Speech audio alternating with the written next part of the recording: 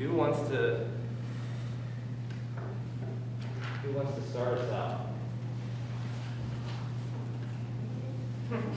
I see Bev's hand down there. Yeah, well, it was raised by somebody. Here we go. We'll try this here. Karate. Irene Ume. Agape Ume. Kara.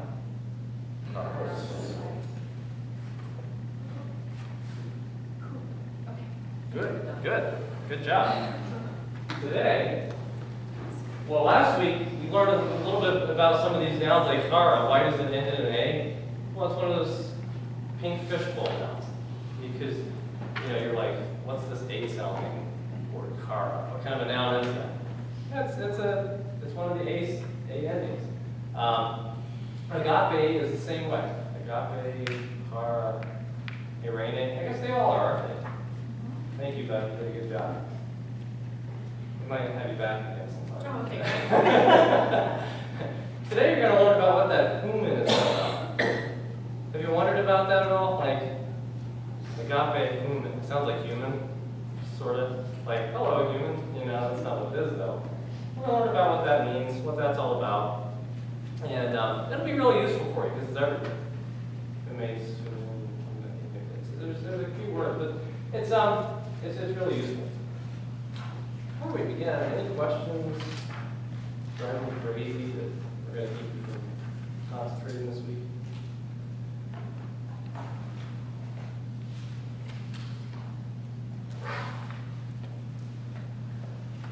Do you guys have this? I have this for you. Oh, never mind.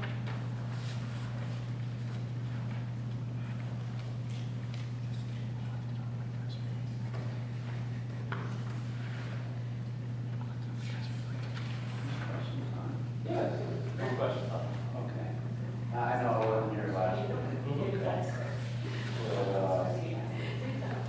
I've been dabbling with other languages, and I really never did understood the difference between masculine and feminine. What's the job of it, or what's the purpose behind it, or what does it actually mean, masculine word compared to feminine word, I never really did understand that. Yeah, that's a good question. Did we talk about this a little bit last week at all? Masculine versus feminine? Why is it talk about? We just talked about that. We talked about that it is, yeah. And what did we say about that?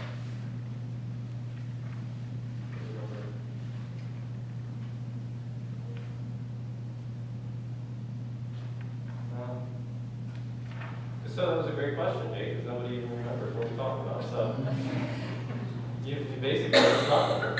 There's really not a huge difference. There's really not any difference whatsoever as far as how they work. They're going to work the same way. They're going to have a different shape, different ending, different, something about them is going to be different as far as how they form. But the function of them is going to be exactly the same. Now, how do they come to be? Why do all these languages have feminine versus masculine nouns? Like someone moves from another country and they talk about their boat and they're like, she's a strong boat, Why is it a she? Why is it not an it? Because the boat is obviously an it to us. But we talk about a he and a she, with different kinds of equipment, things like that. It's kind of just a weird affectation. Motorcycle's a she. Yeah. I mean, we have a van that's a she, and we have a car that's, I think, yeah, it's a he. So my wife's phone is a he. I don't know why. It is. But yeah, I don't know. Maybe like the voice on the phone came on, and it was a he. I don't know. But for some reason, she's like she refers to it in the masculine pronoun. Mark. Yeah. You know that. Mine is a she because it has Siri on it, which is an Apple invention. It's a horrible Apple invention. It was supposed to change my life for the better. It does help me keep appointments, but other than that, but it's a she. But yeah, Jay, as far as why, like, there's certain groups of nouns that are more masculine, like field, soldiering equipment, like that kind of stuff. You can kind of say, well, there might be a little trend there. Stuff that men do more, but I can't explain like what cardia, heart is feminine, you know? Why hamartia, sin, is feminine. You know, I don't know. Well, maybe Eve, I don't know. But is there an explanation in the book about that? No. Yeah, like, there's really no, like, here's how I'll put this. I don't think there's a modern, makes sense to the modern mind explanation. I think you could say there's probably a makes sense to the ancient mind, sort of an explanation. Sort of primal, more primal mindset, looking at the world through what we would think of in primitive terms. I think that in our minds, like, you know, and I think that's one of the reasons why English, by and large, we don't do that. Because we're so we don't really care about tradition and things like that as much as those places. We just like, get it done, it's functional. That's the way English operates. English is a very functional language. So, yeah, it's an interesting question. And if you find anything more about it, I'd be interested in hearing what you discover, what you don't cover.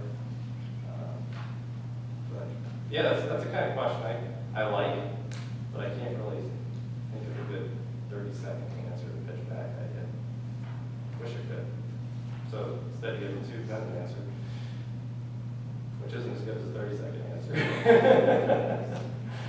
Yeah, that was a good question. Now, one more question. Now, Yeah. Since other languages have masculine, feminine, and then some has neuter, does the Greek language has any of those too? It has neuter as well, which is very similar to the masculine. We're going to find, we have a little chapter coming up that does neuter now. You're not really going to even notice that much of a difference.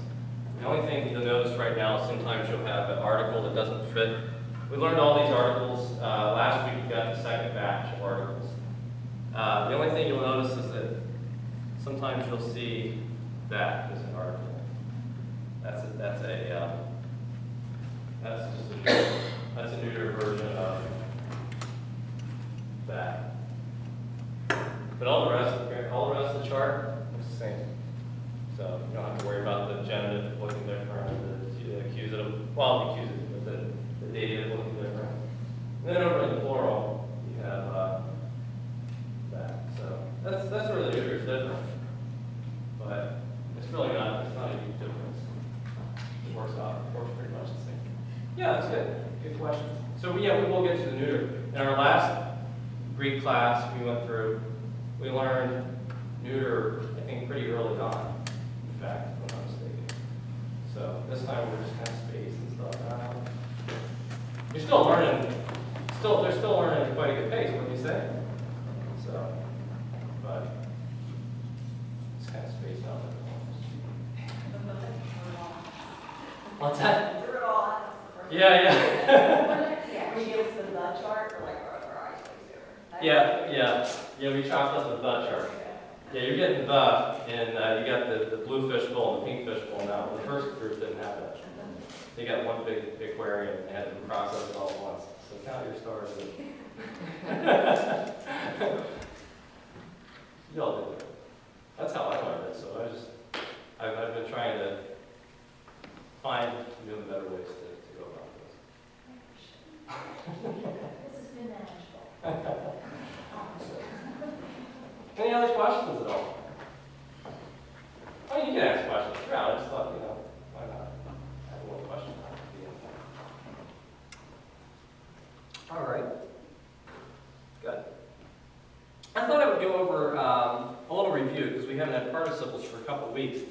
And in Revelation, not Revelations, right? The Revelation of John, so Revelation singular. Revelation 1:3.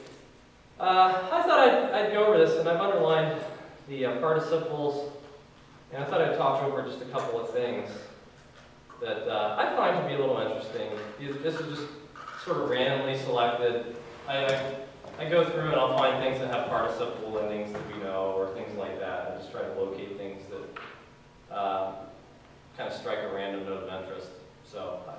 If you wonder like why examples, some of these examples come up, it's got stuff that we know in it, and I find them to be interesting grammatical notes. So yeah. Do you have the handouts for this? Oh, Sorry. yeah. I feel like it's Oh, that reminded me about the quiz when you asked me. So my handouts coming, right? yeah, that was a good reminder. No, I'll do that in a little bit. I want to give everybody a chance to get their brains warmed up. Actually, you just ask them. I want to give you a chance to warm your brains up. So see, there's a sweet spot in there about 10 o'clock where it's like your brains are warmed up, but anything after that, your brains are getting tired. It's like you really can't win as a student, can you? It's so bad. It's so hard being a student. Because just about time your brain's getting warmed up, it starts getting worn out. So this is, it starts with the word makarios. Makarios is an adjective. It describes something. So the translation of makarios is blessed. Thanks, Christian. Blessed or happy. If you were to look at Psalm 1:1 in the Septuagint, which is what? The Greek translation, yeah, of the Old Testament. You would probably find, I haven't looked this up, but I'm sure we would find makarios. Blessed is the man. So makarios means blessed. In the Beatitudes, Jesus says a number of times, 7 times I think. There's a significant number there. He says makarioi. Now why would he say makarioi instead of makarios? Right, plural. Does that make sense? Makarioi versus makarios? Yeah? Okay, just making sure I'm getting acknowledgement from everyone. Because if you're not, that means you might not be hearing me. So, makarios means blessed. The Beatitudes is makarioi, plural. Blessed are those who. Here it's blessed is a singular. So that's directed at one person, makarios, to a person. Who is that person? Anagnosko. What's anagnosko mean? I read. Yeah. Right on. I read. Anagnosko means I read. So what happens when you put a own ending on a verb? Reading. It becomes a participle. Reading. What happens when you put a ha or an article and a participle together? What happens to it?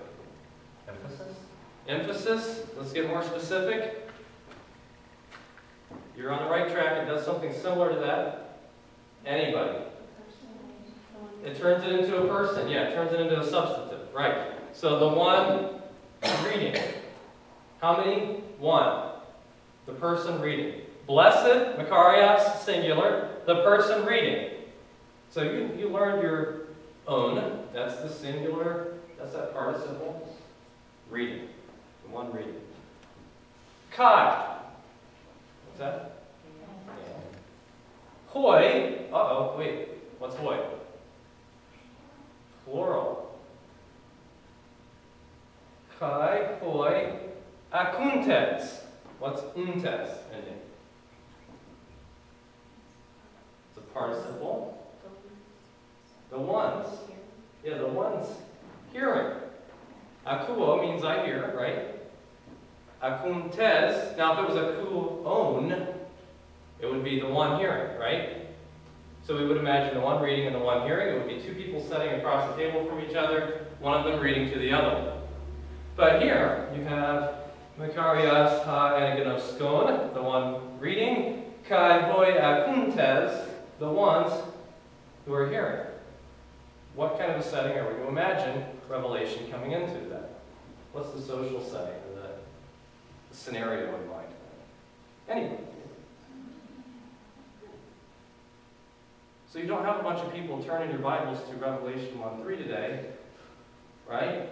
The scenario is someone is up front, he has one manuscript for the entire church body, and reads it, and everybody else is listening. And you don't comment on it, you just read the book. That's how this church service would have worked. He would And the process in verse 3 of this, the process of reading out loud this book in its entirety to the congregation, he receives a blessing from the author of this book. Saying, blessed is the one who's reading it to the people, and blessed are the people who are sitting and listening to it. You can almost imply a makarioi in front of this. Makarioi? Because it says makarios singular to the one reading, and kind of like in parentheses we're supposed to imagine makarioi, plural of makarios. The one's hearing. Does that make sense? Blessed to both times, both the singular and the plural. Okay. The words, okay, the one's hearing, tous lagus, the words, that's the plural accusative, right? That's on this, that's all the way on the, that's all the way down the chart on the right side. You can't go any further on your chart, right? That's how you remember stuff. You went all the way to the end of your chart, okay? So tous lagus, tes propheteas. So let's say propheteia is prophecy, a prophecy. Let's say hey propheteia is the prophecy. What would tes propheteias mean? You got this on the chart last week. Yes, the prophet. Well, it'd be prophecy of some kind. So what would be the case, or what would be the? Yeah, good stab at it, Christian. I'm throwing a new word at you, so I mean, hey, anything gives, right? That's the way this environment works. If I sit down and be less stressful, probably. We just sat around table. We can do this in my living room or something. But so of the prophecy. So the words of the prophecy, not the prophecy, but the words of the prophecy. I don't know if that makes a difference. Think it makes a difference, the prophecy versus the words of the prophecy? Well, it's just an interesting variation to note. You know, you're not listening to the prophecy, you're listening to the words of the prophecy. I guess the prophecy, some of it was visual and had to be put into words. Maybe that's why we have this, the words of the prophecy. Maybe it's not significant at all. Kai te runtes. Let me tell you what the word te ruo means, or tero. Tero means to keep. So, untes would be one's keeping, and keeping. Actually, in this case, we don't have an article. So you could say, and keeping. You don't even need to say the one's keeping really necessarily, because there's no, you would say maybe if there was hoi, kai hoi te runtes, the one's keeping. But here I think you could say, you could probably argue both ways. It would be a fun argument, maybe. You know, is it the one's keeping or just keeping? So the words of the prophecy and keeping, ta. Ta is, I told you there's neuter plural. I told you about the neuter articles, and we'll get to this later. You haven't learned them yet. Ta. But ta, right there, is one of them. So I'm not holding you accountable for this, but I want to show you anyway. In it, him almost, but it's very specific. It. Grammatical, which means written, the written things. So in it written, or the things written in it. You have to switch all the words around to make that work. That kind of structure might be familiar from German. The, get ready for all the middle stuff, the thing which the man wrote, blah, blah, blah, blah, blah, in it, you know, kind of thing. A lot of modifiers packed in between. Well, these are two modifiers packed in between. Ta, your grammar. You haven't learned these forms. I'll just show you some. Ha, the. Now, what word do you think ha goes with? Kairos. Yeah, what would you say that? Yeah. Ha is your nominative singular. Kairos obviously has that nominative singular ending on it. Os, like anthropos or any other os we've looked at. And they go together. Now gar, you'll notice, comes comes in between them. Don't you hate that? Why would they do that? You're going to see a lot of that, though, so get used to it. Like every other sentence, you're going to see that the word that we would put first in the sentence comes second. So, the for time is near. And we got to translate it, for the time is near. Gar is a word meaning for. Gar you'll see everywhere. You'll see gar. I mean, gar is just all over the place. Because for is in the Bible, yeah. Does that have anything to do with like fish? I think there's a fish floating around. Yeah, there is, isn't there? Does that have anything to do with it? That would probably make an interesting economic device. Like for garfish. I don't know. You're onto something there. I don't think that it does, but it's I like how our drawing connections. It's always going to be. It's never going to be first. So I think maybe it's a better analogy for us. Sometimes you hear somebody say, "I, however, did it that way." We'll put like "however" second. We don't do that with "for," but we do it with "however" and a few other words. So we put that second in the sentence sometimes. I don't know if you can think of any other ones that we put second. I think "however" is the only one I can think of right now. I, however, would do it that way. Now you never do that in spoken speech. If you talk that way to your friends, I mean, if you say "I, however," on the other hand, you know, they'd say, they probably think that, I don't know, you're too good for them all of a sudden. I don't know. I don't know what they'd say. They'd probably just be nice to you and say, he's But, so, gar means for, but it interrupts ha kairos, which means the time. The time is near. Now, there's two words for time in Greek. And it's actually, there are some differences between them somewhat. They overlap. Most Greek words that are synonyms overlap, just the same way in English. There's a lot of overlap between the two. Chronos is the other. You hear I kind of made the like funny X noise. Key. Chronos. That was the god of time, or the primal god of time. You know, you're technical with the Greek mythology stuff. I gotta be careful because you're fresh out of this stuff, right? I like it that way. But he was the primal god of time. Chronos.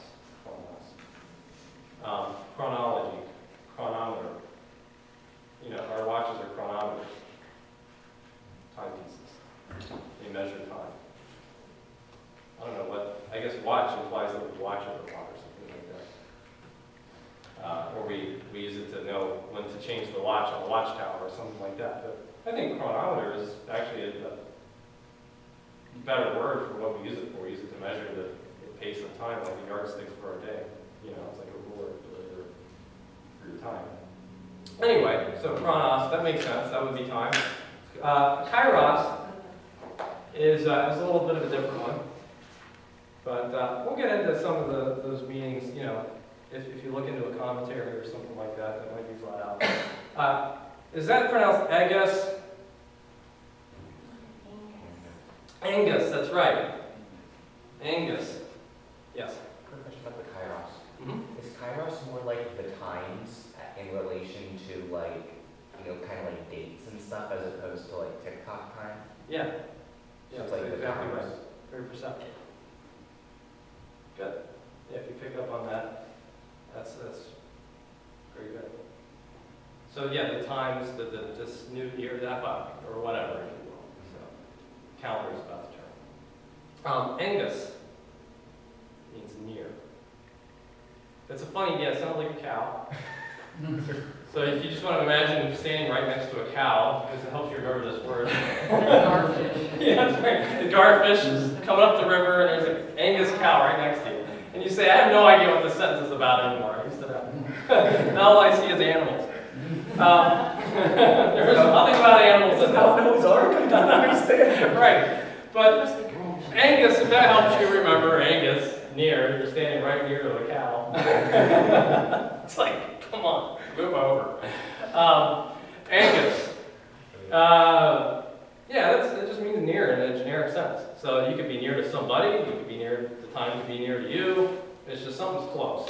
So that's that. I thought that might be an interesting thing to look at. For me, the most interesting part is just the scenario of the reader and the listeners and reconstructing. You can reconstruct from a lot of these little asides in the Bible that we just read over. Like, when you slow down and read it, and look at the word choices and the grammatical choices, plurals and participles, and are they turned into substantives, the ones who, and that sort of stuff, you start to have a better picture of what was actually happening in the room.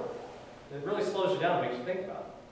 Sometimes if I come at something from a peculiar angle, in a teaching environment or preaching environment or something like that, and I feel like I'm coming across as if I have worked through a text to a level of intimacy, it's because I've had to slow down and look at it this way. And this is good for you to do that as well. You slow down and you start picking up on things. So anyway, that's Revelation 1:3.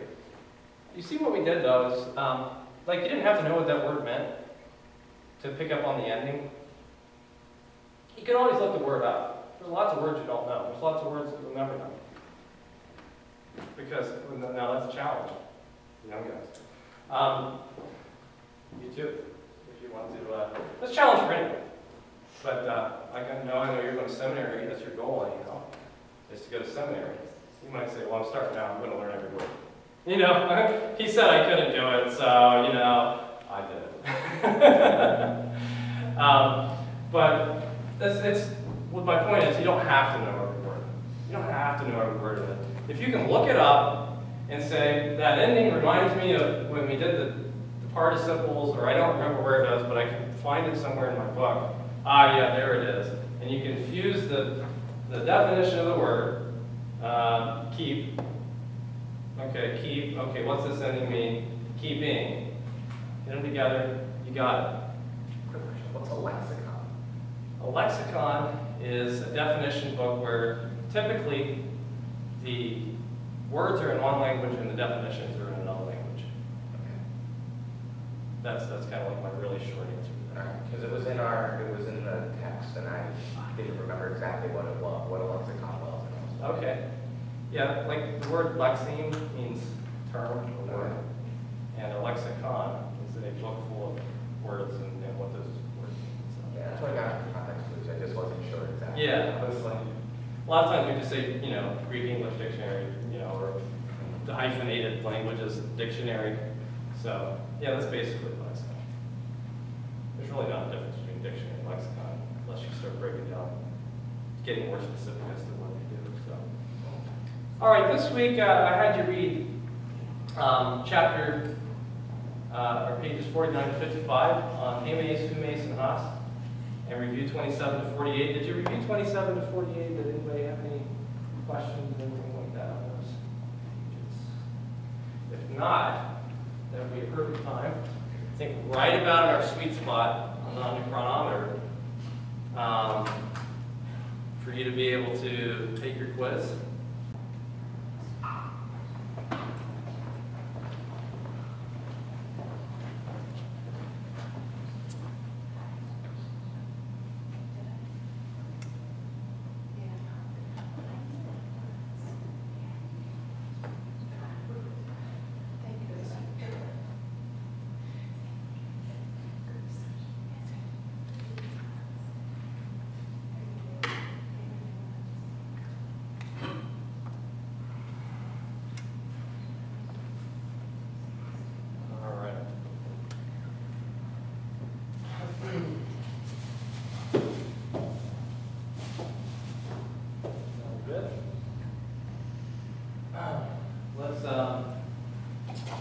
Let's hang on to your own paper, but just don't mark anything on it. I'll mark them off later, so you can keep your pens now, or you can write little notes somewhere or something like that. Okay, imagine someone approaches you in a parking lot and they ask you, "Can you tell me how to get to A gate?" What would you reply to? You are here. What was I asking? What was I really asking? Yeah. You were asking earth, and I was like, you're here, I will not treat you earlier. Yes, that's right. Okay. Good. Okay. The question that I was trying to get at is, what's the meaning of hey gay? You know what that is? You know, it's a vocab question. Not Hoping skipping you it. didn't want a Greek response. Oh, yeah, right. Boom. Yeah, right. No, I didn't really require a Greek response. Yeah, I should have said, what would your reply be in English? So which one of the pictures below is most likely a graphic? A, B, or C? B. The graphic being what writing scripture. Match the Greek word with the English word that best translates it. Hey ecclesia, church. Yes, I put my preference first. So, yeah, you missed my whole speech. I went on my classic churches. All right, hey Rene is peace. We say that in our opening greetings, don't we? Hey Rene. Hey exousia.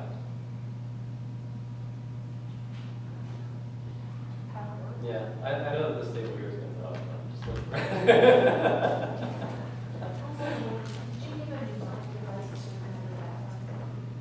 No.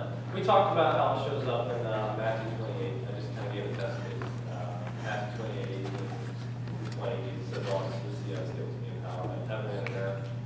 We did a lot more like historical backgrounds type talk last week. Like soter, exousia, something the king has, but Jesus tells us I have it. Caesar, the secondary kind of thing. Sophia.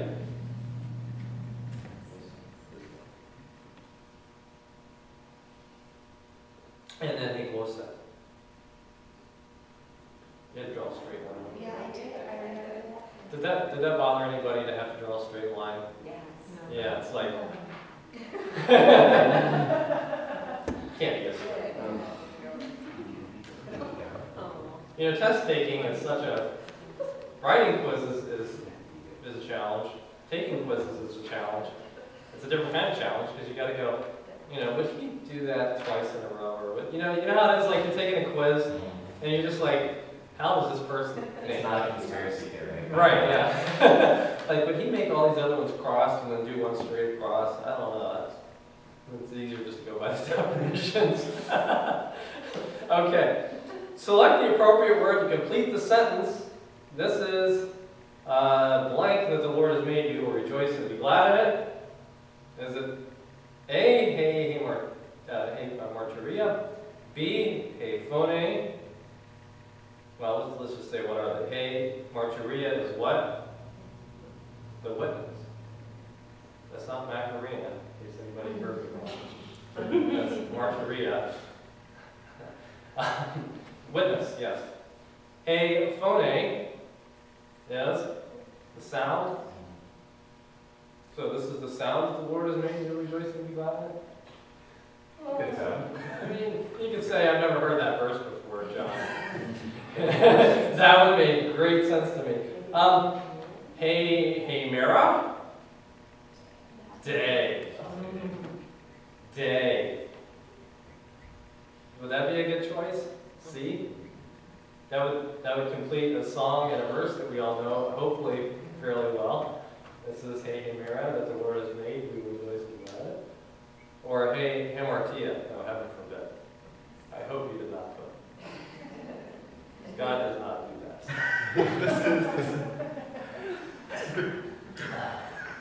That means so. All right. So, if you get struck by lightning, I'll know which answers you put down. You didn't think there was a whole lot of stake here, but there's a lot. You're very selfish. When I make you start taking quizzes in blood, you'll know if you're prick yourself with this needle and what are we talking about? My word. week. All right. You know, I forget on video, and like, this is eventually going to end up on the internet. We're not going here.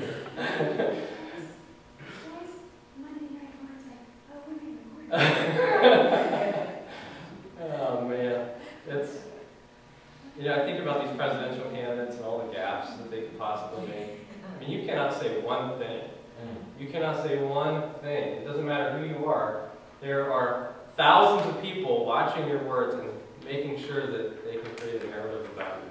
And it's happened every year that I've been watching elections, but it keeps media availability, the internet and everything just makes it all the more possible to any misstatement whatsoever. It's like, can you imagine living that way?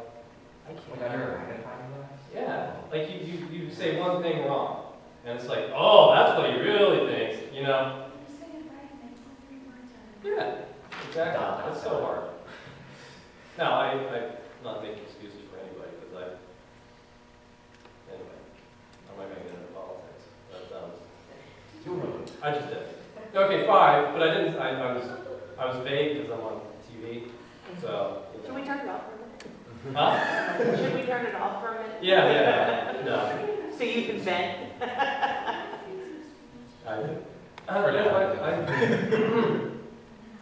I feel like that's one of those areas that I don't need to speak about, because there's plenty of other people who will speak right around here. So 5, select the sentence which makes the most sense in English. I heard tain phoneme of taste of the silly child. What does that mean? How would you translate that? Yeah. Can you imagine that actually happening? Okay. I don't know. I heard the sound of the tongues of the silly child. I heard the silly child making sounds with their tongue. Okay. We'll put that on hold. These are all weird sentences. Let's see if there's any other ones. Huh? I was thinking tongue like language. This is not English. Yeah. Glossa could also, it could also mean tongue as in a language. It can mean tongue as in like a thing in your mouth. Yeah. Hey Cardia rode a horse to take Arcade.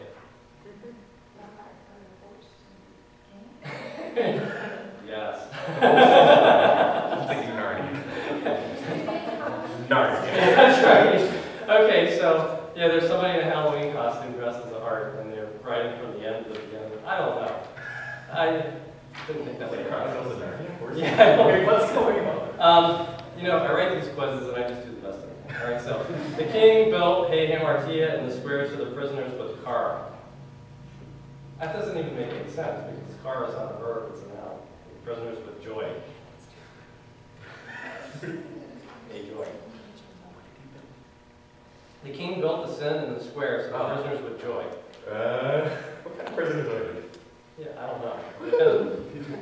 How do you build a sin? I'm not really sure. Idols. Okay, you could say he built a Christian idol, which is a Greek word, by the way.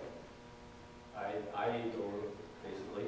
Idolize, that kind of thing. Okay, so which one makes the most sense out of those 3? The first. Okay. You can quote me. You could say, I have an explanation for why I chose it. And if you got a different one, I'm just happy. then if you got a different one, you have an explanation for how that could happen, write it down, because I'm very flexible with that. I just want you to know what the words mean. That's a vocab test. You realize what that is. That's just saying, you know these vocab words. All right, hand those in, please. Oh, good. We got done just in time, because that was that sweet spot between when you're sleepy and when you're getting tired.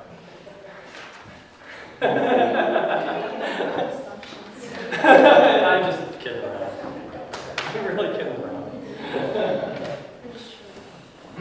All right.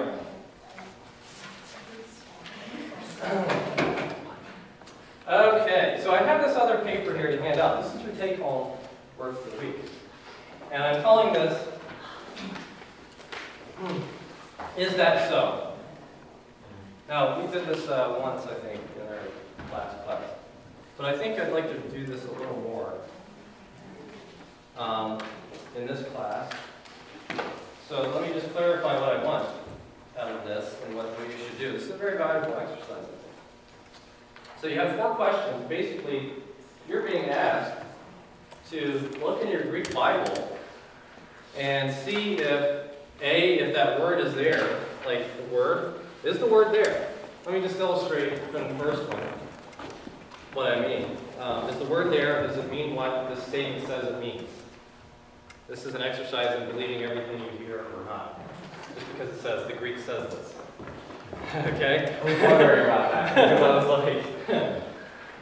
This is an exercise in finding out for yourself now that you have more capabilities. If whenever you hear, oh, the Greek says this, well, sometimes the Greek doesn't say that. People just say stuff. And it ends up in commentaries, and then 5 generations later, it's still being printed. And so in Mark 15:22, this is the first one, the text says that they brought Jesus to Golgotha. In the Greek, the word for brought is actually karadamos. And I put transliteration in there. That's commentary simulation. Usually you'll have a transcription. Which means to carry someone against their will. So you'll go look in the Greek text and see, do I find the word karadamos or some other ending on, like karadomoi or karada something? You know, you go look and see if you find something. And you'll go look and see if you find that word there and you look it up, does it mean that? If you know, just, I'm not saying it's there, I'm not saying it's not there. If it is there, you'll have to look it up. So this is an exercise in doing that kind of thing. So judging a statement on the merit of, is it even true or not? So,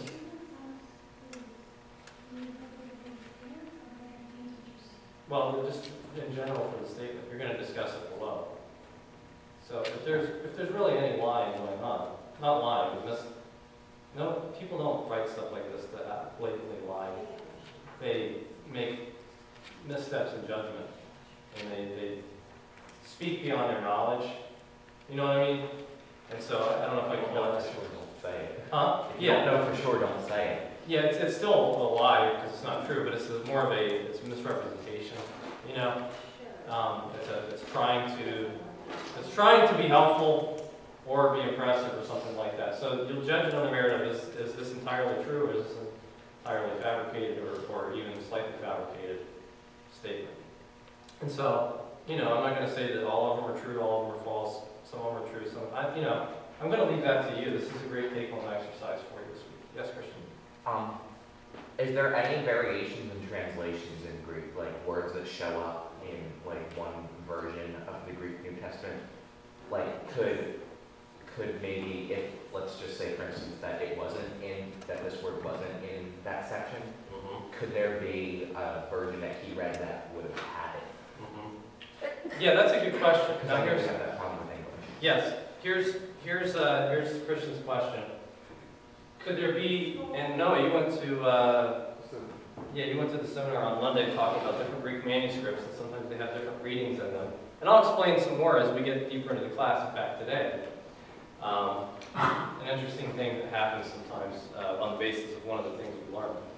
But sometimes one manuscript will be copied, and they'll be like reading the accurate manuscript, and they're trying to copy it so they can pass the manuscript on to the next group, or have a copy for further reading. And a mistake will be made. I mean, all the words run together. There's no spaces in the original. Now we have spaces. Aren't you glad there's spaces in your Greek Bible between the words? Wouldn't it be so much harder to learn Greek if there weren't spaces? Yeah. So you're reading along, and you make a mistake, and you think that one letter is enough. You look at the pro real quick, and you think it's a beta or something like that. You know, and it changes the word meaning around. Next thing you know, you've got a manuscript. Doesn't make sense because the row turned into a beta. Well, that person over there says this doesn't make any sense. You know, Rodon means something, Bodon doesn't. What did they mean? So they tried to fix it back, and so that word might be totally different than the first one and the second one. So now you have 3 variations on it.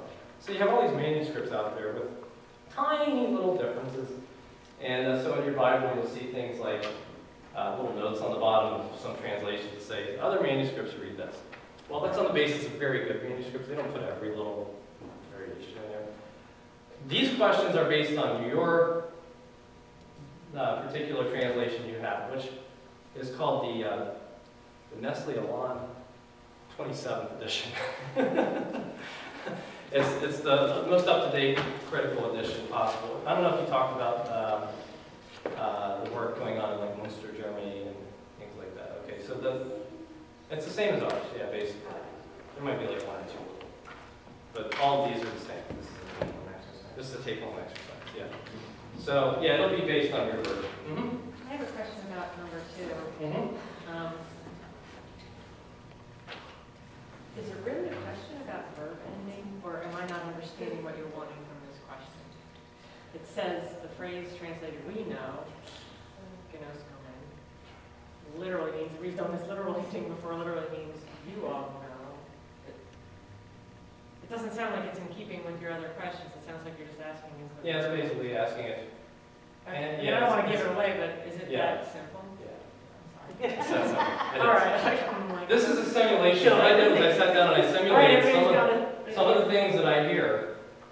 Now, I'm not saying they're all false, but yeah, some of the things that you'll hear, like on the radio even, people, become authorities beyond their knowledge in some cases. And so it's like, well, this literally means, it says we all know, but it literally means you all know. It's like, yeah. To kind of be like, after only reading these classes, me standing up and like trying to be an authority on Greek when I don't understand it all. Yeah. But you're far enough along now. Here's the thing. After going through the book as far as you have, if you've been tracking along, you have now knowledge to work in the Greek language because you've seen a lot of moving pieces. So you're getting where you're realizing it's not all about definitions of words. There's a lot of moving pieces going on. There's a lot of things that can change. Besides, this word means that, etc. So you could actually, this is good because what I'm trying to do is get you to have confidence. Your antenna be up. You can now start making judgment calls. Like, yeah, you'd have a difficult time getting up here and teaching through this entire book because you haven't even gone through the entire book yet. But you have a level of authority commensurate with your knowledge. Does that make sense? You do have a level of authority that comes with the amount of work that you've done and the amount that you've studied. And it's significantly greater than the authority you had on a topic prior to doing this work. Significantly greater. Your authority on this work is commensurate with what you have studied. So, and by authority, I don't mean, you're going to beat people over the head, that kind of authority. But your authority as in your ability to judge matters as accurate or false. And kind of be an arbiter of that knowledge. Okay, so today we want to learn just basically one simple slide can sum up a lot of what we have to learn. This sums up most of the chapter. Isn't it funny that you can sum up an entire chapter with a chart? Chapter, he breaks it out, gives a lot of good exercises, and we want to look at that in a little bit. But I just wanted to give it to you here in one plain, simple format. And the basic component that you need to get down is twofold. One is that there's a difference between we all and you all, and the basic form is hey mace and who mace. Hey mace is us all, and who mace is you all. So who is you, who mace is you all, and hey mace is us. And you'll see Paul will be writing in the plural sometimes, we saw this, we did this, we are writing to you. Hey mace, graphomen, humin. So in a sentence like that, hey mace, graphomen, humin. We've got all that we need already to do that, now that you have this chart. Hey mace, graphomen, humin. Right here. Hey mace is your noun in the singular, we. That could be a subject. Hey mace. Hey mace, graphomen, which means we are writing, right? You don't really need to have anything there. It's graphing means we are writing, right? Graphing? Does that mean we are writing? Am I right? Yeah. Okay. Can I get an amen? No, I'm just kidding. Graphman, human. Now you know what human means. You all, in that dative case, to you. Erene human. Chara human. Right? So now you know what that funny word means. It's human. Is you, to you all. So if I said we are writing to ourselves, we are writing to us, you could say it this way. Hames, Grafman, Haman. But that's silly. You don't write letters to yourselves. Hames, Grafman, Human, to you all. We are writing to you all. Writing letters to yourself, is that like notes? Or could you pretend like that note? Could you kind of write a letter to Yeah, I yourself? guess I Or could is say it that. not? Well, it'd be kind of weird for us to write a letter to ourselves, right? Well, it's kind of funny if you mail it and then figure out what you were doing a couple of weeks ago. Yeah, but it's not a singular thing. It would be us as a group writing a letter. Okay. Writing something to ourselves. Like, dear Greek class. Dear class. You know more than Yeah, you're right. you know more than we did. Dear Greek class of the future, you know, or of the past. Yeah, right. I like it. We should have done that. Bury it in the time capsule for the end of the year. We should have done that. Yeah, when I give your homework back, when I get caught up, you're going to look at your previous homework and go, oh, that poor silly soul. Struggle with the alphabet. You know? So, let me pronounce these for you. Hames, Hamo, Haman, Hamos. Does remind you of like tone, anthropone at all? Like that kind of ending, the genitive plural ending that you find? Tone, anthropone, tane, cardion, all those own endings in the genitive plural. Well, that's right here. Hamo and humo, genitive plural. Now, what could you get that confused with if you don't know that? If that's a verb or a noun. And it's two different kinds of things, right? If it was graphone, graphone or blephone, what would that be? Participle. I'm not trying to confuse you, but when you put own on a verb, that's not a genitive plural, because verbs don't do this stuff. This is noun territory. Verbs don't do this stuff. But noun territory, or pronouns and that sort of stuff, own is always your genitive plural. Just don't worry about it. You got it. Own, genitive plural, of us, of the plural, of us, of you all. Human, let me tell you something, this little tip. You notice that the datives always have the iota. There's always an iota somewhere. Whether it's ice in the plural or voice in the plural, ice, tois, anthropois, cardi-ice. There's always some sort of I in there. Or in the singular side, they still want the iota, but they don't pronounce it, but they put it underneath in that little iota subscript. That iota is always somewhere in the dative. It just goes with dative hand in hand. Iotas and datives, they stick together. You basically don't have dative without an iota. You can have date without an iota. No, okay, never mind. I was going to go somewhere with that. Haman, that's got the iota in it, and that's the way to remember that should be. And then Hemos and Humas, just got to learn that. So, you have to. Nothing I can do for you. So, Hames, Hamon, Haman, Hemos, Humes, Humon, Humin, Humas. You want to say it with me? Would you feel more comfortable saying it all by yourself and just going around saying it with me like that? No, you'd rather say it as a group, wouldn't you? So, let Hames say it together, okay? Let we say it together. Actually, you see why we have we and us, because it doesn't make sense. Well, actually, that would be the same thing. Let we say it together. That would probably be the better way to say it. Let Hames, never mind. Okay, let's say it all together, all right? Let's start with hey Mace and go down, and we'll jump right over to who Mace and say it together. Okay, so let's start now. 3, 2, 1. Hey Mace, hey Mon, hey Min, hey Mas, hey Mace, hey Mon, who Min, who Mas. Did I keep going with hey? Yes. I did that. I messed up. I'm sorry. Let's start all over again. Just for me, because I messed this up. Maybe I can get with the program. All right. Hey Mace, hey Mon, hey Min, hey Mas. Who Mace, who Mon, who Min, who Mas. So, yes. That's plural. Yeah, always plural. Yes. Looking at the chart, I didn't realize until just now when we were reading it that those endings are for both. I couldn't figure out why there was English at the end of the green chart. Ah, yes. These endings are for both. And I want to explain real quick how I set this up, just so you know. I color coded it, so this side goes in, it's kind of like the reddish color, okay? We, and all that sort of stuff.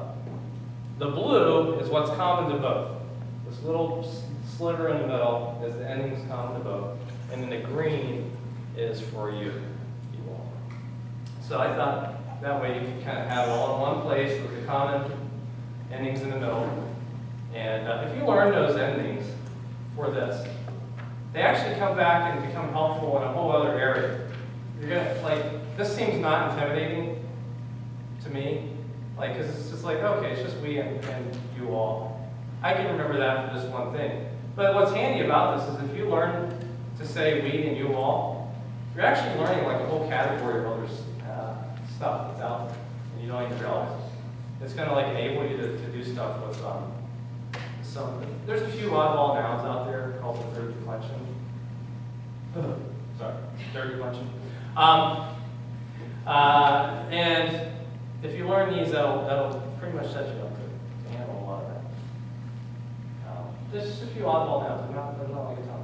But hey Mace, hey Mon, hey Min, hey Mas, who Mace, hey Mon, who Mon, who Min, who Mas. So now you know what we say. And it's all through the Bible. I mean, I can just pretty much pick up and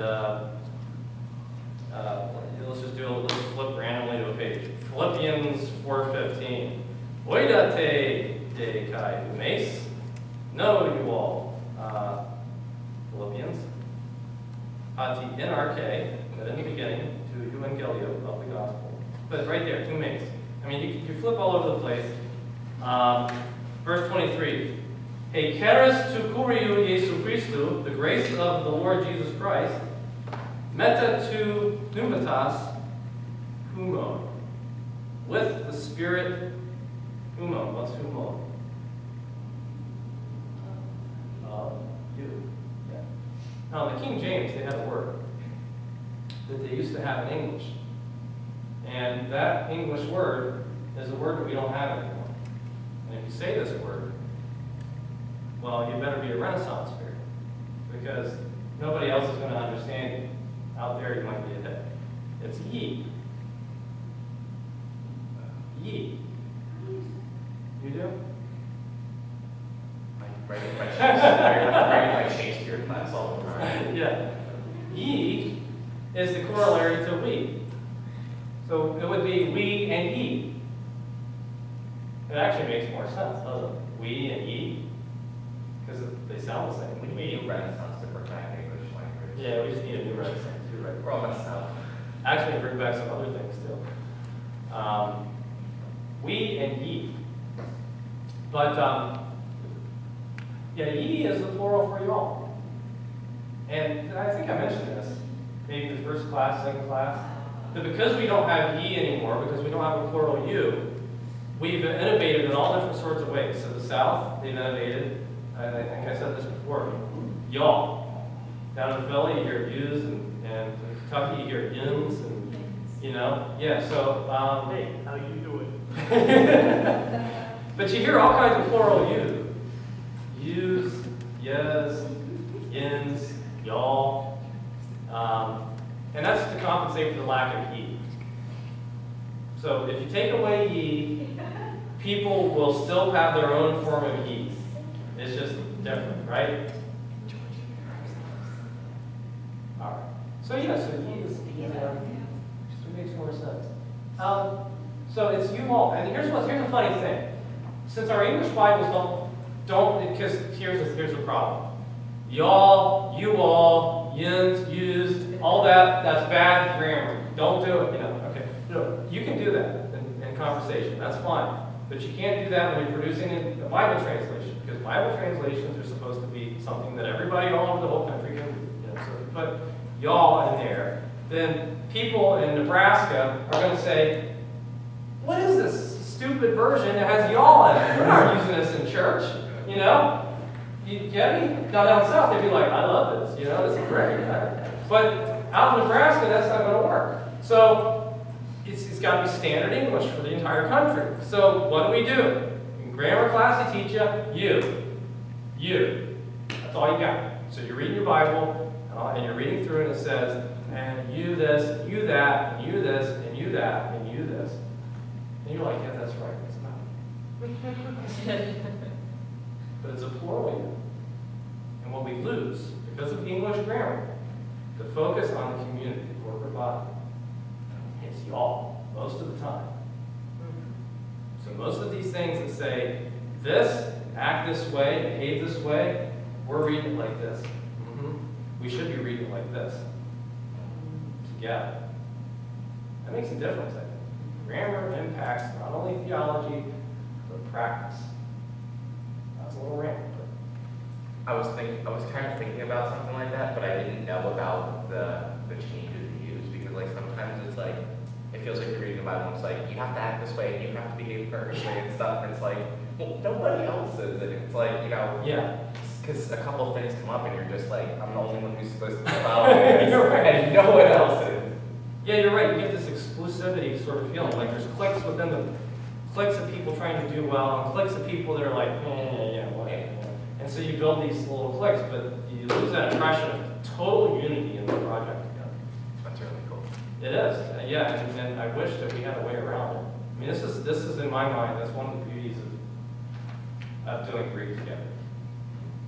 Is that we hit on these little discoveries that you just don't appreciate otherwise, and you can tell people, this is a corporate text. People don't get it. Because they don't see the word differences.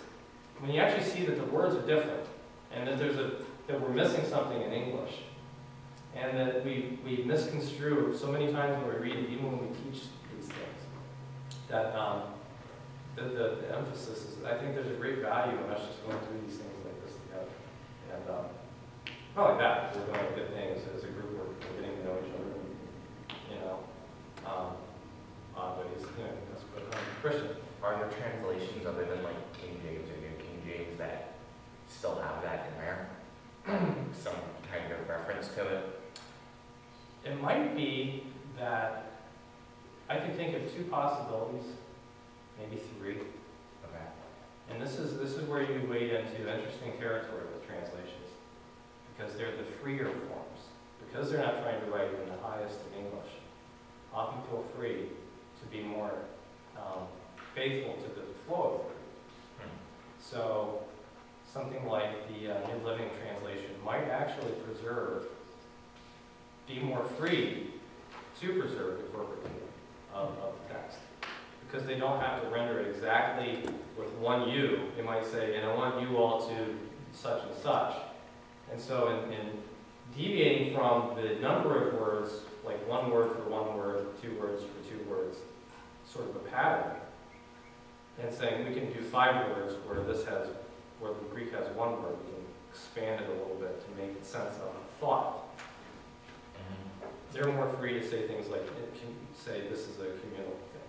I'd have to look this up, but there was a version done down south, or for the South, back in the 60s, if I'm not mistaken, called the Cotton Patch version. Cotton Patch Bar. What is the plant? Cotton Patch, yeah. It's kind of like, I mean, this is a true Southern pride, but it really is. I love it. It comes out of the heat of the civil rights movement, saying, people down here aren't understanding their Bible. I'm going to put it in their language. Jesus isn't really putting up, doesn't really think we should be out hosing down black school children with fire hoses. Maybe if we put it in English that they can read instead of ye and you know, the King James, maybe they'll understand that. It's kind of, I think that's the thought process behind it. It was like, let's try to see what Jesus said and maybe take it seriously. It might be a y'all kind of thing, because it really renders it in free Southern, like total Southern English. I have not read it like all the way through. I can't judge the value of it, but it's an experiment, not an experiment, but it's a, well, you know what? You can find it online. Actually, Is it on Bible Gateway, do you think? it might be, I don't know if Bible Gateway, but if you just type in Cotton Patch version of the Bible, and you might think, well, that's irreverent. I don't think it is. I think that the point of it was to get people to read the Bible in their vernacular that they talk in. Yeah. I mean, that's the point of it. Now, I think that you could say, well, where's the irreverent line? I think the lolcats Bible. LOL cats. There's a LOL cats version. I think that might be something where you're saying, what's the function? Why would you do that? Who speaks that language? Nobody. You know? Now, if you say we're trying to reach an internet generation or something, I don't know. In that area, I go, okay, you'd have to convince me, all right? So there's a challenge. But you'd have to convince me that that has a function. Right? Klingon, you know, like why? I mean, it's nice that somebody worked through it enough to translate it in Klingon. I'm sure they were very edified in the process. Or Elvish, you know. But I'm not kidding you. But, I mean, that is kind of cool, actually. I mean, now elves can, you know. But the Cotton Patch version had a definite function and a definite time and place when people spoke it. So, where were we? Are there versions that do this? The Message might, but the Message is kind of all over the map as far as it's what it does. So the New Living Translation would probably be the most. Maybe we can look at that. Yeah. That'd be actually a good thing to look at, because that's part of what we're trying to do is apply our knowledge to actual useful topics. So we have another break of actually quote New Living Translation on the computer. We don't have a break. But yeah, human, humace, amace, it's all over the place. I'm looking all through Philippians. I'm just flipping through, and I'm seeing it everywhere. So now in our little morning exercise, we say kara soy. That's the individual pronoun. You know, erene soy, to you. There's that iota on the end. Su, soy. We're going to learn those individual pronouns later. They're why later? Because they're not as much in the Bible. They're not as many places. The plural pronouns are everywhere. The individual pronouns, yeah, individuals matter. You know, they do, because groups are made up of individuals. So you have to, but the group is the point.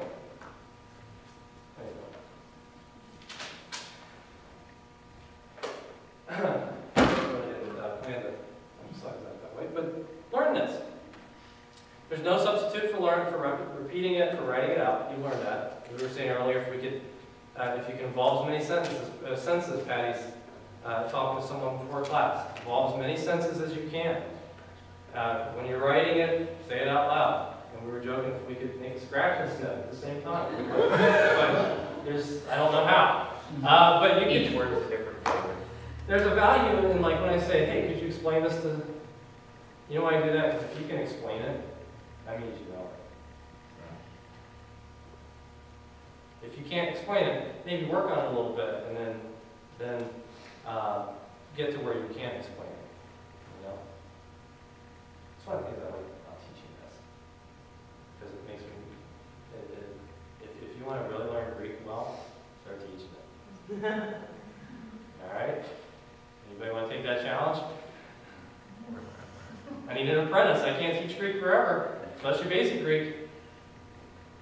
So one day I will want a replacement for this.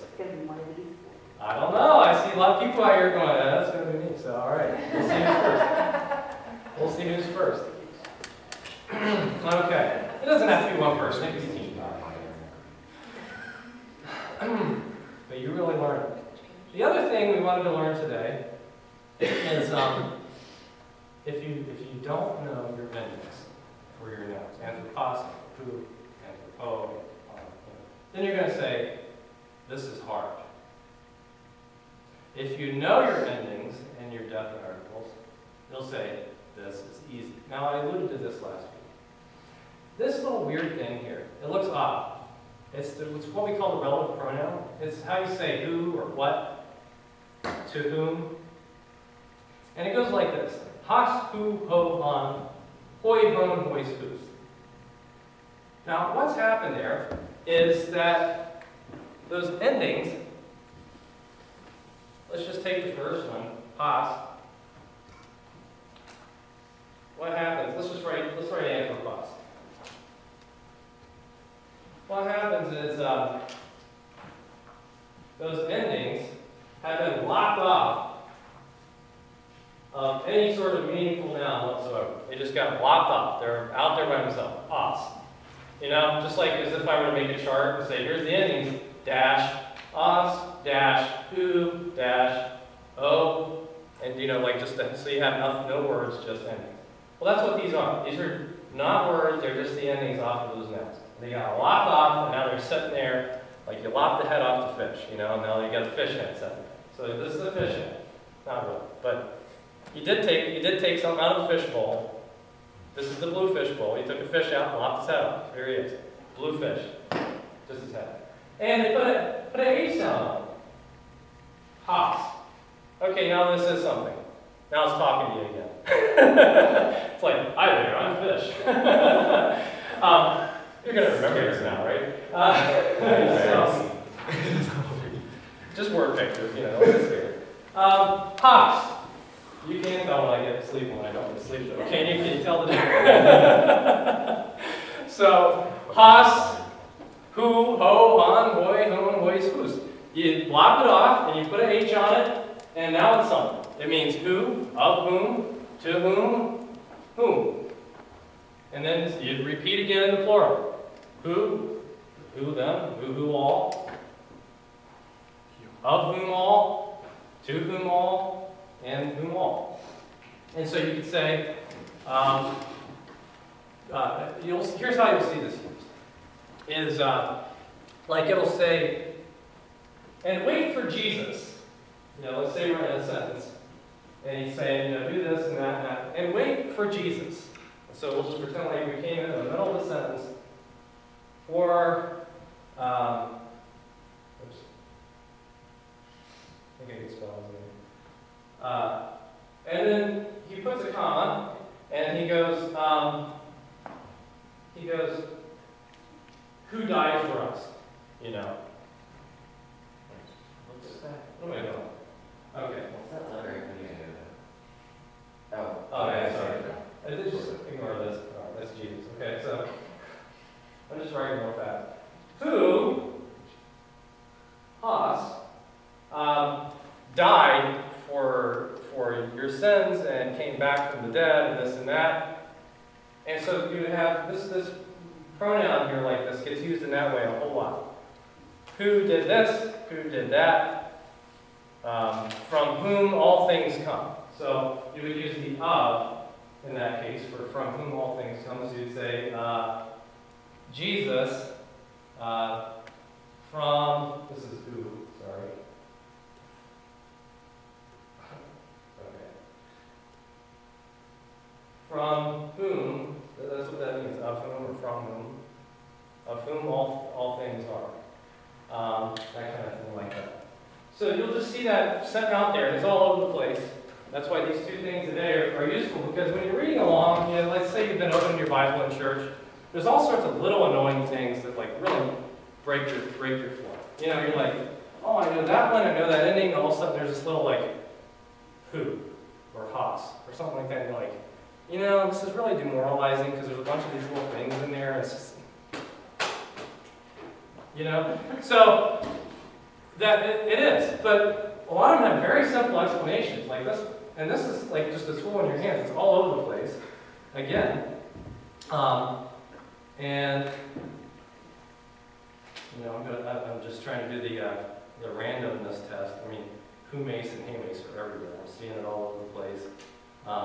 Yeah. I think Noah and I ran into that at the Dead Sea Scrolls. We saw Genesis 12:1 or something on the wall. And we're like, we know that, we know. What's the rest of this?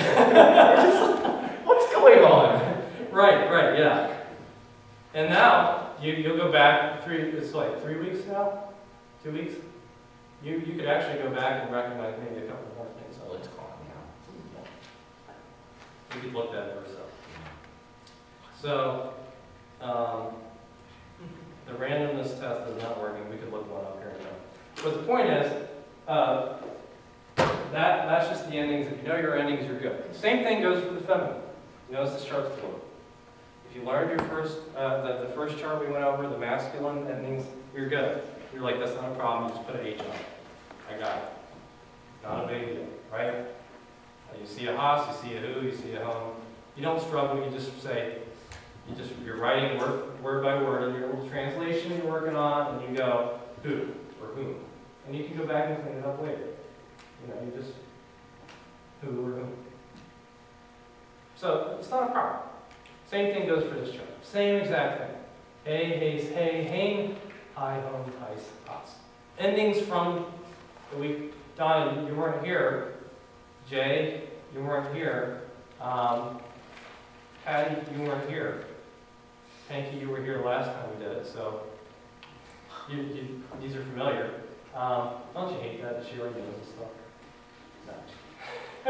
It's helpful. It's those endings we covered last week. Just chopped them off, pulled a fish out of the pink fish bowl. No, we didn't flop. Roll fish. What did we do? I don't know, that metaphor, let's just forget that metaphor. But you put an H on it, all right? So, hey, hey, hain, yeah. Hi, hon, heis, has. And there you have it, you just put an H on it. That make sense? Okay.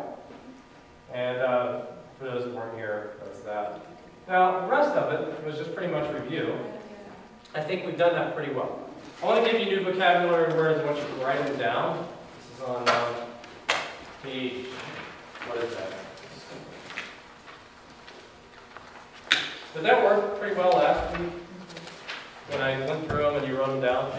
It helped a lot. Yeah. Just being able to handwrite that out at least. Good. Because I could give you all the information on one spot, but I think I rob you when I do that. It also helps learn how you pronounce it.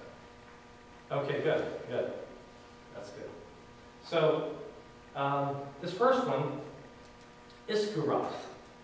Now, I just want to give you a heads up. Yeah? I think you're gonna know that. Well, we won't touch it. You want me to touch it? Is it fish? No. It's close. You're close. I can see where you would say that. Because it looks very similar. This is not a noun. I'm going to give you some adjectives today. All adjectives are like big, little, red, blue. You know? Okay. Yeah, fishy would be an adjective, but this is not an adjective. It has nothing to do with fish. Neither does garden. But, do you like fishing? No? Well, I'm looking for some. I like fishing, I don't like eating. I'm looking for somebody to help me go fishing, because I need to take my son fishing. Yeah, What do you need? that's right. Huh? What do you need to know? That's this. Well, I need the equipment and I need to know where to go. We'll talk about it later. But iskuros. Huh? You're gonna need a license. Yeah, see, that's bureaucracy. Could I just go out and like stick a line in the water with it? You actually can, yes. You can if it's not stopped. Okay. Ichthus is the word for fish, but ichthus. Okay, because I know there's some mnemonic device involving Jesus, and it's like the first. So you guys will help me get out on a fish pond, right? Iskuros actually means mighty. And so this shows up only a few places, but like in Revelation, like there's a mighty angel or a mighty voice. It's iskuros phone, you know, a mighty sound or something like that, or Iskouros Angelos, a mighty angel. He's got gigantic muscles and a loud voice and giant beard, you know. Yeah. I'm sorry, but whatever. Well, I mean, he's an angel. You just pretty much assume he's mighty, right? But I guess this one was worth pointing out because even so, it's like more mighty than usual, you know. Excessively mighty. Like, so anyway, I guess a T-Rex would be Iskouros, you know. Mighty. Kakos. That's not like a good word or bad. It sounds like a kangaroo. Yeah, it's like a bad word. You can just tell Kakos. Yeah. Well, it means bad. So there you go. I have a quick question. So would the endings of all these adjectives be the same as the noun they modify? And would that, like, if it's masculine, would it take a masculine ending, or does it stay like that? These are going to stay this way. Some will switch over. We'll define that more as we go on. Okay. How that works. But we're just going to use them as this is. And in fact, remember we played Pictionary a couple times. Yeah, we want that's why we need action. Can't do Pictionary. So. Okay, so kakos is bad. Cacophony. Phone is a sound. Kakos is bad. Cacophony, bad sound. Cacophony. There's a $25 word. It's just two 25-cent Greek words. You know? See how valuable Greek is?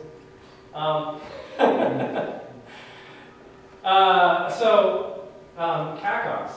You know, there's a new word for you if you're having a bad day. Kakos hanger. You know? Don't do kakos. It's just intuitive. That word is not good. Bad, evil. Mikros. Small. Like microscope. Oh. Mm. But you said it's bad, and what was the other? Mikros is small. Evil, bad. Okay. Yeah.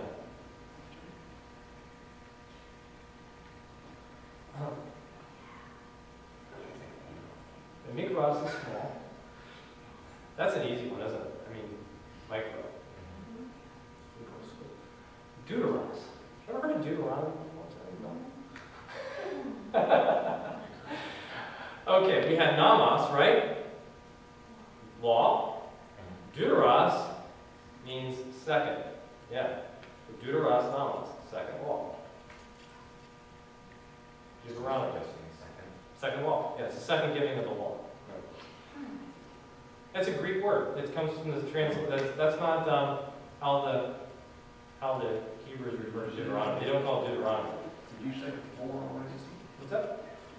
Oh, 4 is second. Yeah, second. Not second law. Oh, no, sorry. Yeah, Deuteronomy is second law. So Deuteros nomos. Nomos means law. So Deuteros nomos is second law. Deuteronomy. But Deuteros just means second. So if you come in Deuteros, just in a race. Yeah. What's the number 2? Maybe talking about I just thought, I didn't know if it was another, You think that would come right off? do something. Yeah, no, it's not. Okay. It isn't. Actually. Interesting. Deuteros. What else? Okay, nothing else there. Let's go to 5. Akarthatos. Catharsis is cleansing. Clean would be kathartos, clean. Akathartos. When you put an A on the beginning, like asymmetrical, means not symmetrical. Akathartos means dirty. Yeah, unclean. Or not clean. Not clean or dirty, which are roughly the same, right? Dirty is Unclean. yeah. Well, yeah. Akathartos, unclean, and that kind of hits in something called they call it the alpha privative. Technically speaking, you say, wow, what's that? Well, the alpha privative. The alpha means on the front, and privative means it takes it away. And so, if a word is normally means like something like good, kathartos, or mikros, or kakos, or whatever, and then you throw an A on the front of it, it means it takes away that meaning and reverse. It's like a reverse play, you know. So it's not the opposite. Yeah, it's the opposite. It's So- an antonym for A. okay, there you go. Thank you. Antonym. Should you go a carta, Cathartos? what's number 2? How do you pronounce that? Kakos. Kakos. So you do a kakos? Yeah, no, that would be weird because it'd be like undirty. But technically, you could do it. Akakos, or something like that. You could make it, put an A on the front and say undirt. But I've never seen that done before. Well, no, I was saying 2, it's bad, right? So you Bad? say not bad. How would you say not bad? Oh, sorry, yeah, not bad. Yeah, Akakos, I'm sorry. Not yeah, bad. that's right. I'm the one who made a mistake. Would it actually mean good? Yeah, it would mean good. So you'd probably say, well, rather than say not bad, I'm just going to actually say agathos, which means good, instead of saying akakos, which is just awkward. But yeah, technically, And is there a whole other word for good? agathos You just said that. Okay. means You good. just said instead of saying, okay, gotcha. Yeah, but you could. Right, so that adds thing. But the reason why I'm saying that you want to start with the word that you do know is because you get to a word like the next one, agapetos. You're saying, oh, that's the opposite of gapetos. No, there's no such word as gapetos. This word just actually technically starts with an A. Agapetos. Beloved. Beloved. So the agapetos, disciple. The disciple that was beloved. You know? Agape, right? Agape means love. Agapetos means beloved.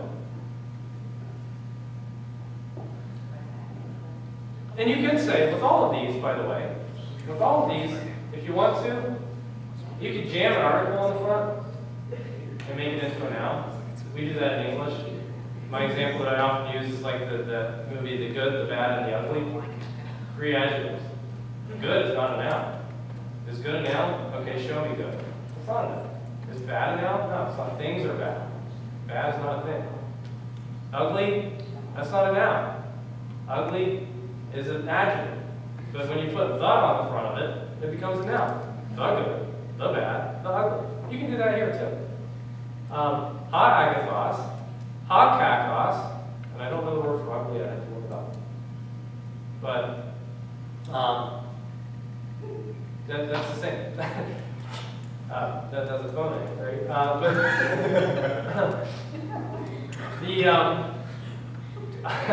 Sorry. That's like break the teacher rule number 1. These adjectives. So you could say mikros, the little guy. You know? Yeah. Phone. Does that have anything to do with phony? Like not real? Oh. I mean, does it have something to do with someone like mimicking sound? Because that's like the only way I could. yeah, it might. I was just wondering. You want to look that up? You find out where phony came from, Kristen. That's your research project. Does anybody else want a research project? Right. You're good. Okay, where were we? Hagios. Holy. So we had Hagia, the saint. No, it doesn't. Hagios. Holy. Holy. Not holy as in lots of holes in it either. It means like sacred. So don't say that cheese is hagios. And that's written, the English version of the Greek would be H-A-G-I-S. So yeah, I think last week we alluded to the Hagia Sophia. Some people may have heard of it. Yes, the holy wisdom, Church of the Holy Wisdom. Yeah, so you see it with an H. Well, Hagios is holy, the adjective. Oh, when I put this in there, I guess it automatically capitalized. Yeah, I was sigma. wondering, is that somebody? Yeah, that's actually the capital sigma. You haven't seen that since week 1. Have you? Like I said, don't worry about the uppercase. You can rewrite this with a lowercase here if you want to. Would that make you feel better? Write a lowercase sigma. You don't care. I care. Okay, you can do it. Stratiotes. This is a noun. We're back to noun. How about strategery? I was gonna say strategy. Wait a minute, that's not a real word, is it? It used to not be a real word now. Strategy, yeah, so it's like a soldier. Was that the strategy upper thinking? Yeah, it's like strategic thinking in the back. Stratosphere is above. Oh, I don't know. So this is Strategy. Yeah, this is actually soldiers. soldier. No, yeah, no. I was leading up to the right answer. Okay. Soldier. Stratiotes. In fact, if you go Soldier? soldier, I was leading up to the answer. Stratiotes. It's not stratosphere. It's not strategy. It's soldier. But you can see where soldiers and strategy were very related in the ancient world. Who else had strategy? Well, soldiers more than anybody. If you go go to Google Images and type in stratiotes, just like that. And if you don't know how to type Greek in the keyboard, I can show you how. But if you type stratiotes into, yeah, it's built in. There's a way to do it. I'll show you how to do it online. Stratiotes, and what do you think will come up? A bunch of soldiers, a bunch of Greek soldiers in their Greek army uniforms, fighting and all sorts of stuff. I got a picture on the next slide. So, orge, anger.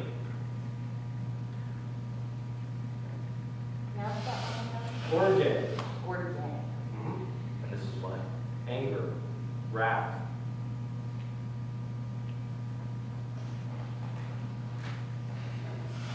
It's not, it sounds like a bad word almost, doesn't it?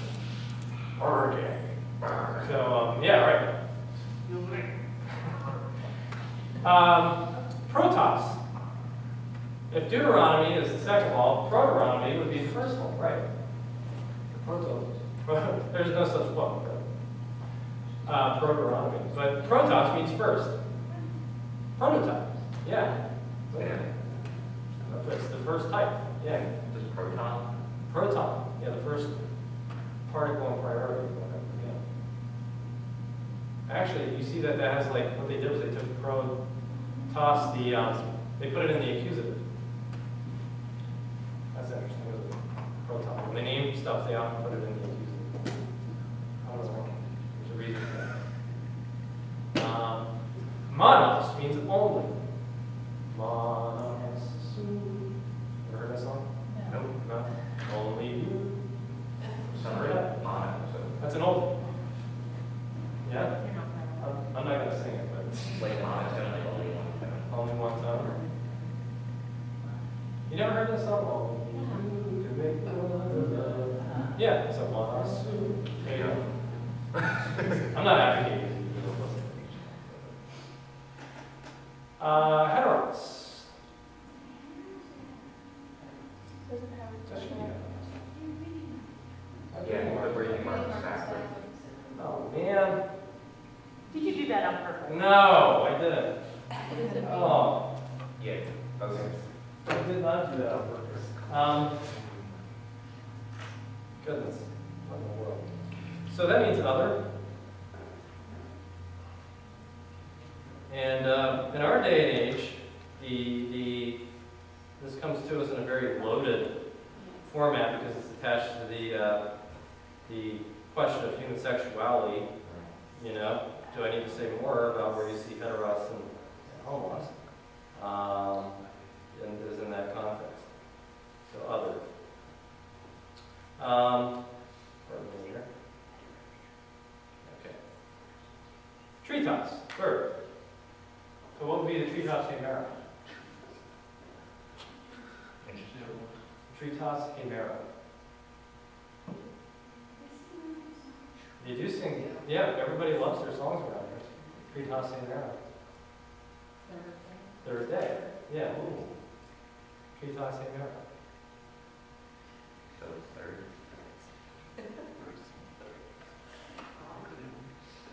Treetops is third. Third. So trilogy. Trilogy, yeah. Tricycle. It's not because you're trying to ride a bike. I'm trying to cycle here. It's not working. I need another wheel. I need another wheel. Kalos is the opposite of kakos. Good. Good.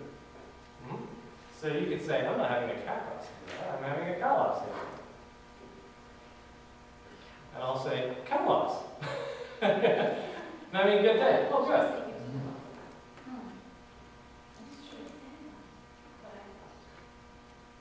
Yeah, good in quality, good in, you know. I don't know if we should differentiate this somehow. I'll go back to one. Eschatos, last. I should have put that last on the list. What did I do? You see that I don't have as much time. You got a better one. You got a better one than the last one. Yeah. Oh, well. Okay. Point taken. Okay, eschatos is last. So eschatology is the study of last things. The eschatos hemera. See how many hemeras you should use all over the place. Eschatos hemera is the last day. Eschatoi hemera, last days. Neos is new or young. New or young. Neos.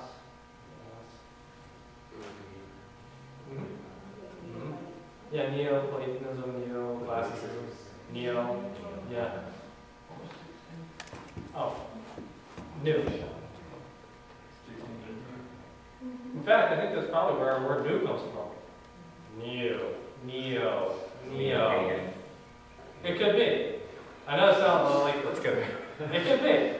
Stuff like that happens. Like, over time and space, people like talk to each other, and you're doing business with people, and you're like, well, we say it that way, and you mishear like the merchants, or we say it neo, and they go back home and they're like, neo. Next thing you know, it becomes new. Give it 200 years. That's possible. I could be way off. Don't take that. That's not real cultural history. Okay? That's me just using that kind of stuff. I'll tell you. Is 17 capitalized because they're insinuating the person or is that just your accent? That was also like stradiotes. It just went in space key after those two. Do they use the same word though in Revelation when we speak about? Necros is dead. Thanatos is dead. Necros is dead. Dead. Dead. So like the dead. Mm-hmm. Necros. The dead.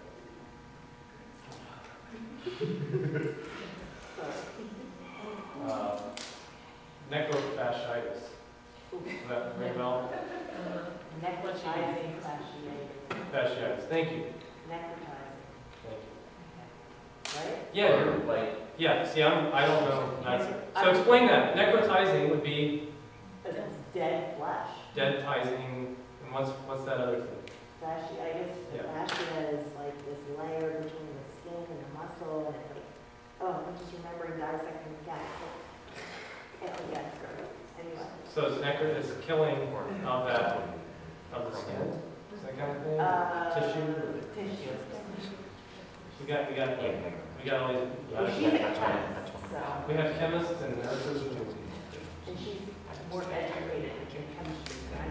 Yeah, but you're the one who corrected me, so Oh, I'm I looking did. at you. You're right. I said it wrong. But that just came to mind, that necrotizing, that flesh, was that the flesh-eating bacteria? Yeah. So it's killing the skin. The guy got that esophageal problem. He got scratched. And then he reached down into some standing water. And he ended up, all he lost was his pinky and got a scar across there, but that's because we have such good treatment around here. Wow. Like they were just on it. Versus the girl just down in where? North Carolina? Yeah. Like around here, we got like some main hospitals. So she second lost to none. all. Yeah, he would have. It was just like, it was all over. And they went to town. They in Grandview for 2 or 3 days, or like 1 day or something. And then they sent him down to Philly and they like ramped it up. And, like they know stuff around here. And have resources. That's parts of it. Wow, what does that have to do with vocab? Why did they go on to that? Because we were at death. death. Okay, yeah, dead. Yeah, so it's great. And Greek words really sound like English. A lot of times, isn't that cool? It's a British English, yeah. It's almost like if you smash German and Greek together, you could do it all, rule world. If you rule people have tried. So we have the light, the little one, the little light, and we have, oh, I didn't give you Scotia. Scotia, I meant to give you Scotia. Well, there it is. The bad darkness. Scotia is darkness. Scotia. Scotia. So Scott. Did you say the bad darkness? Mm-hmm. So that would be the bad darkness. Oh, Scotia is Oh. The darkness, Oh. bad. Yeah, Gotcha. darkness, bad. Thank you, yeah. You can say the darkness is bad, the darkness bad. And the light, a little light, compared to darkness. Gotcha. And then here we have our stratiotes. We have a stratioti. Stratiotai. We have stratiotes protas and stratiotes plurals. Second and first syllables. And we won't go over this. Let me flip over here to the final slide. Any questions on this stuff? Any words that with all my asides, I threw you off with or anything like that? Any questions on that? So you have your assignment to take home. Does it help you to read ahead, read the chapter that's coming up? You finding that really helps prepare at least somewhat? I'm finding I've just gone to skimming it because it becomes so much more clear in class. I'm Okay. trying to like, oh, I'm not getting this and Okay. belaboring over it too much. Okay. Okay for now. All right. Either way, I want you to familiarize with it. Gives a good foundation to just some Okay. Good. So I think everybody has a different approach to this stuff. So I'll continue to ask you to read ahead. So this time reading 56 to 62, and we're on lesson 11. Can you believe it? 11 content lessons you've come through. 11. And there's a couple we're going to skip because you already know the stuff in those lessons. You've done the equivalent of probably 13, 14 lessons. If you were here. But so do that. This one really gets into some good stuff. Thank you, Nicole. This is stuff that was in the latter part of that David Allen Black book. I like how we're really bringing the last stuff from that to the front. It's good. Hopefully this is good for you all. Very useful stuff we're going to get into.